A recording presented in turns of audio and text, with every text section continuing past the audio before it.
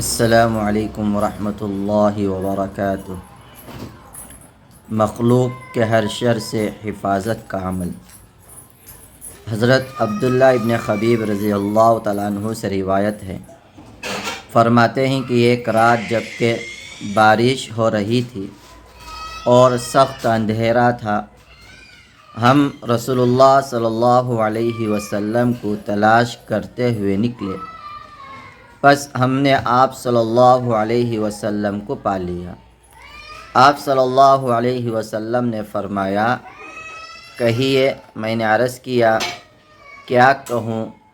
فرمایا کہ قل هو اللہ احد اللہ الصمد لم یلد ولم یولد ولم یکن له کفوا احد۔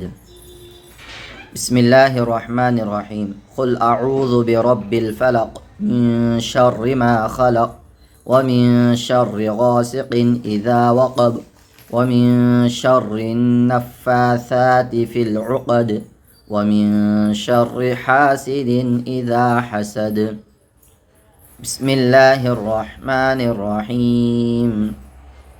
قل اعوذ برب الناس ملک الناس الہ الناس من شر الوسواس الخناس الذي يوسوس في صدور الناس من الجنة والناس۔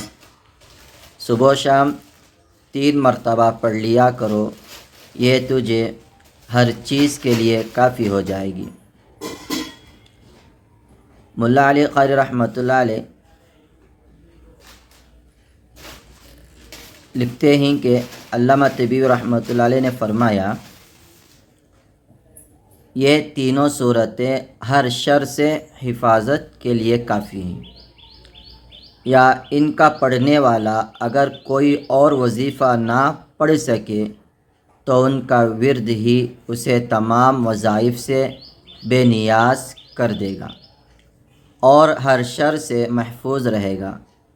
آج مسلمان پریشان ہے، کوئی کہتا ہے کہ جن اور آسیب نے پریشان کر رکھا ہے، کوئی کہتا ہے کہ کسی دشمن نے جادو یا کالا عمل کر دیا ہے،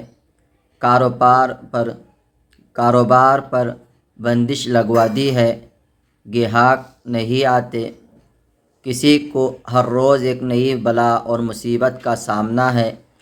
اگر ہم اس وظیفے کو روزانہ پڑھ لیں، جس میں 2-3 منٹ بھی نہیں لگتے، تو ہر بلا اور مصیبت سے انشاءاللہ محفوظ رہیں گے۔ السلام علیکم ورحمۃ اللہ۔